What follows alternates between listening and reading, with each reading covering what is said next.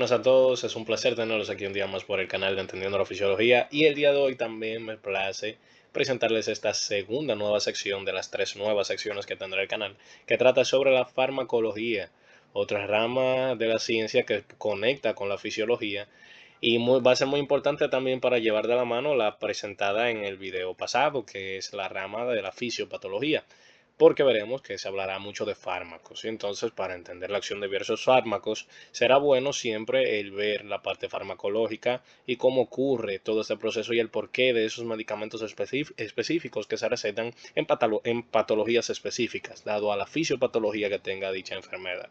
Algo muy interesante el conectar todos esos términos y que nos permitirá saber a fondo el porqué de las cosas en el mundo de la medicina. Así que nada, sin más dilación vamos a empezar. Una vez más, les digo que este video va a ser muy introductorio.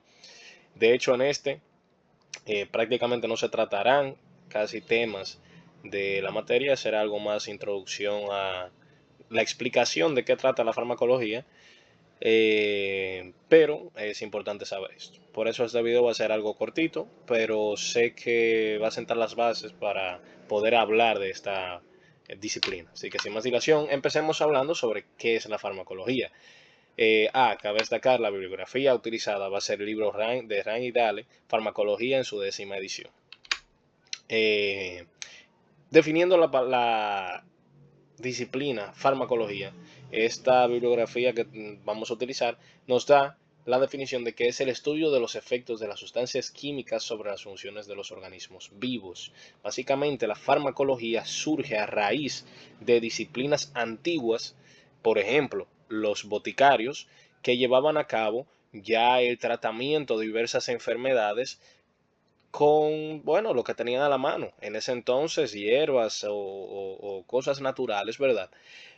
Y aplicaban estas sustancias a las personas que se encontraban con alguna enfermedad con el fin de sanarlos.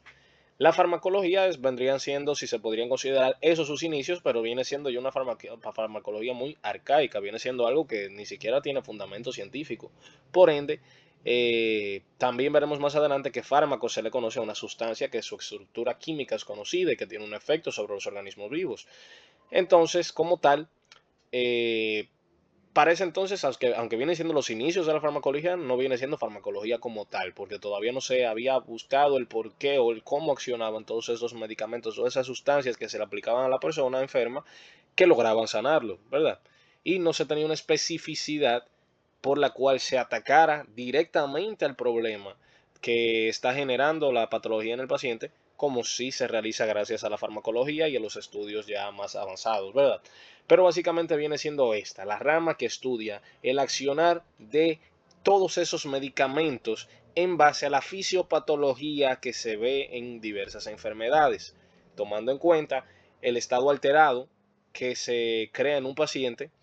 Entonces, tomando en cuenta esas alteraciones de la homeostasis, se crean esos fármacos que inhiben o regulan esa pérdida homeostática para llevar al paciente otra vez a su estado de homeostasis, ¿verdad? Ya asistido por vía exógena gracias a estos fármacos. Entonces, esto vienen siendo las bases de la farmacología y cómo interaccionan todos esos medicamentos con partículas diminutas de nuestro cuerpo a nivel celular que logran eh, interaccionar de una forma que se arregla ese problema, ¿verdad?, que se está presentando. Ojo, cabe destacar que no necesariamente se tiene que decir que los fármacos van a interactuar con los tejidos, porque hay múltiples fármacos que se salen de esta regla, aunque si bien es cierto que muchos, y la gran mayoría entran aquí, no estaría del todo correcto englobarlos a todos así como tal, que son sustancias químicas que interaccionan con todos con tejidos de los organismos vivos, porque no necesariamente es así, porque por ejemplo, los laxantes no tienen que interactuar como tal con las células para, para ejercer su función. Eso simplemente crea un estado de hiperosmótico, crea un espacio hiperosmótico por simplemente estar presentes en una zona y eso genera que el agua se mueva por ósmosis y se da la diarrea abundante esas excreciones, perdón, abundantes, características de una persona que ha tomado un laxante. Entonces, por eso no siempre interactúan directamente con tejidos, pero si bien es cierto que la gran mayoría entra en esa regla, ¿cierto? Pero es importante conocer eso. No podríamos definir farmacología como el estudio de estas sustancias químicas que interaccionan con los tejidos vivos como tal, aunque si viene siendo la gran mayoría interacciona así. Más bien, podríamos ver lo que son, como dice esta definición, las sustancias químicas sobre las que se interactúa en organismos vivos. No es necesariamente específico de tejidos de organismos vivos. Importante saber eso. Entonces, hablando de esto, ¿qué es un fármaco? Un fármaco viene siendo una sustancia química de estructura conocida, diferente de un nutriente o componente alimentario esencial. Importante saber eso.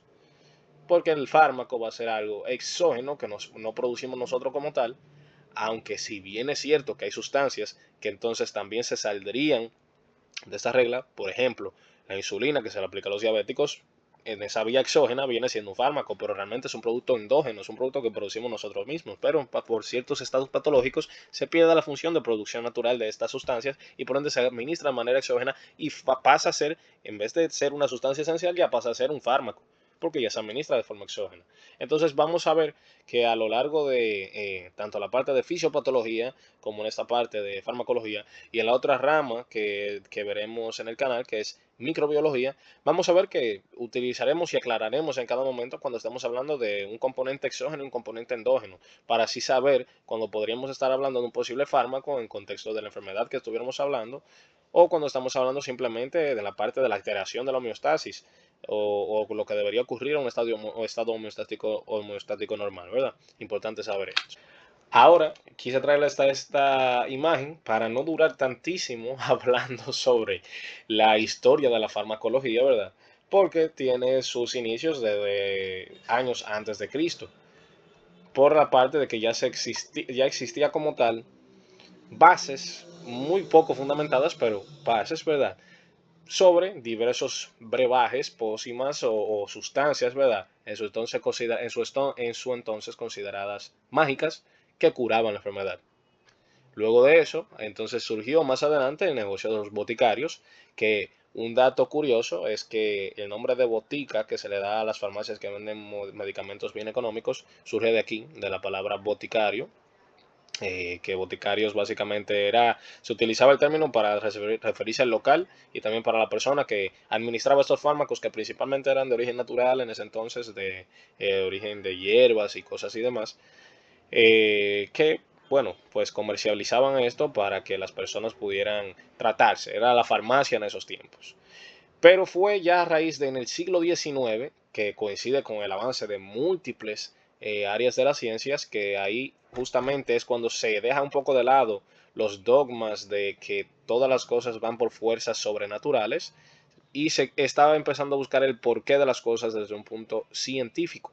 Ahí surge muchísimas ramas de la química, ramas biomédicas, múltiples disciplinas, las cuales desencadenan en subdisciplinas, como lo puede ser la patología, la fisiología, la química sintética, la bioquímica, la farmacología en esos tiempos, que englobaba múltiples disciplinas más, y que la farmacología, a lo largo del avance en la historia que fue teniendo, pues mientras más descubrimientos científicos fueron relacionándose, pues más ciencias fueron relacionándose con la misma farmacología. Por ejemplo, el descubrimiento del AMP cíclico fue lo que permitió el enlace de lo que viene siendo la barrera que existía entre la farmacología y la bioquímica, llegando a enlazarlas, fíjense aquí justamente donde indica que se enlazan, que esto coincide principalmente con esto, con la aparición de por ese descubrimiento del AMP cíclico que permitió relacionar esos procesos bioquímicos con la parte farmacológica.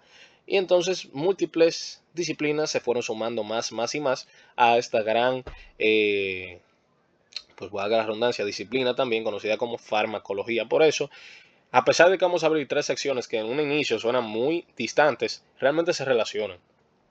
Y todo esto va de la mano con la fisiología como tal, ¿verdad? Entonces, por eso quise traérselas. Vamos a ver que existen muchísimas ramas de la farmacología actual, No se las voy a mencionar todas, pero de unas que son bien interesantes las traje aquí, que la menciona el libro que usamos de bibliografía, son la farmacoepidemiología, como su nombre lo indica, es el estudio de cómo actúan los fármacos sobre diversas poblaciones.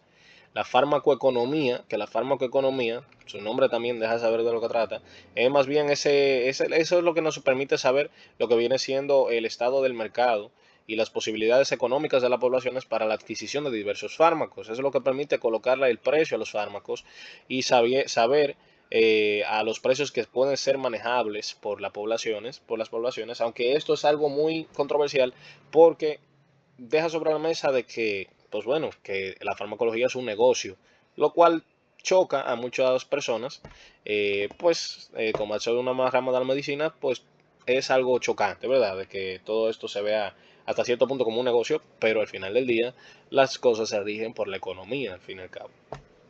Hablando sobre otra disciplina, es la farmacogenómica. Está muy interesante, a mí me llama mucho la atención, porque la farmacogenómica es el estudio de cómo los medicamentos, los distintos medicamentos, pueden actuar en las personas y tener diversos grados de intensidad o efecto, mecanismo de acción, o no como tal mecanismo de acción, pero vamos a ponerle impacto, para poner una palabra más acertada, dependiente de la genética del individuo. Esto haciendo de que se busque lo que actualmente se está avanzando en la medicina personalizada, porque realmente si se llegasen a crear las bases para que la medicina se volviera lo más personalizada posible, cada persona en específico podría tener su propio tratamiento más acorde a su perfil total. Esto se vio muy favorecido cuando se hizo el proyecto del genoma humano, que se identificaron que tenemos aproximadamente 35.000 genes, y de esos 35.000 genes pues podemos sacar muchísima información y dentro de esto crear perfiles individuales de las personas para el tratamiento farmacológico. Y asimismo existen un montón de disciplinas más como la farmacocinética, también tenemos la neurofarmacología y muchas más. Hay muchas ramas más de la farmacología.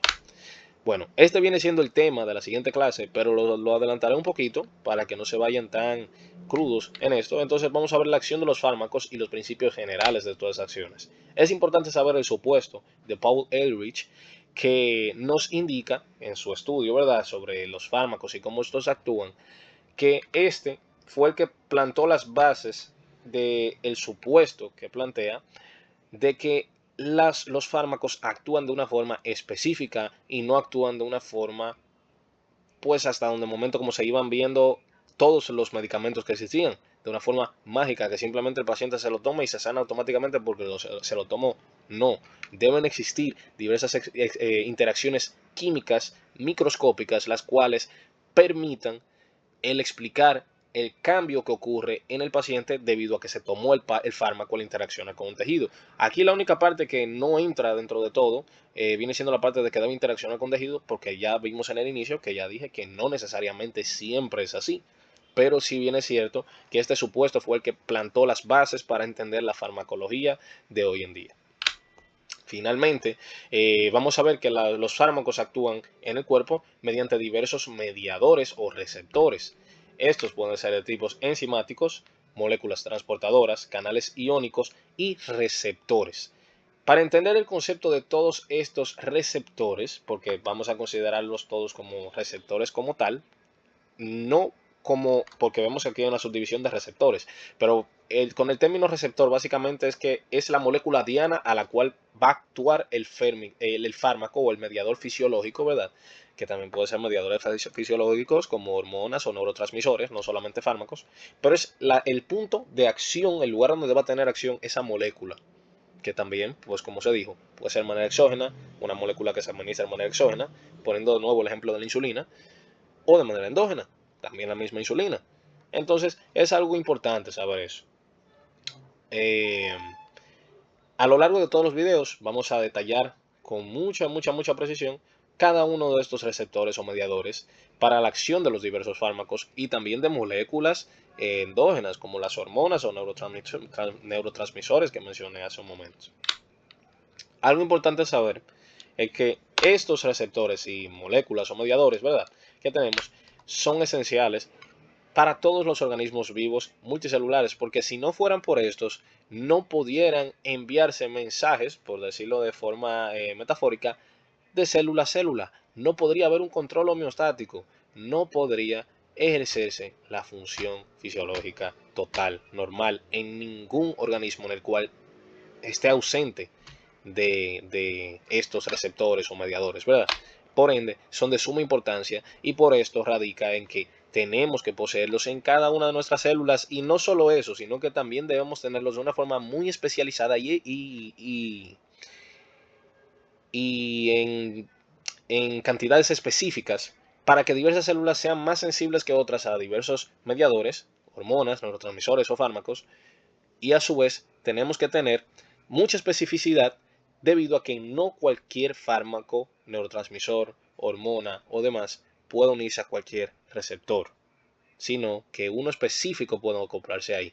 Y a su vez veremos que múltiples de estos receptores tienen subdivisiones, por ejemplo, los receptores acoplados a proteína G, que esas subdivisiones que explicamos en videos de fisiología anteriores, como los GS, GI, G0 y demás, vamos a ver que estas subdivisiones tienen mecanismos de acción distintos y que acoplan otras moléculas conocidas como segundos mensajeros. Entonces, es muy importante la presencia de cada uno de estos receptores. Así que nada, sin más dilación vamos a dejar el video por aquí. Como dije, es muy introductorio, realmente no dijimos tantas cosas nuevas que no hubiéramos visto en los videos de fisiología, pero quería dar esta pequeña introducción que es correcta tenerla, ya que vamos a dar la apertura a esta zona del canal, ¿verdad? Así que sin más dilación, espero que la hayan pasado bien y nos vemos en la próxima entrega.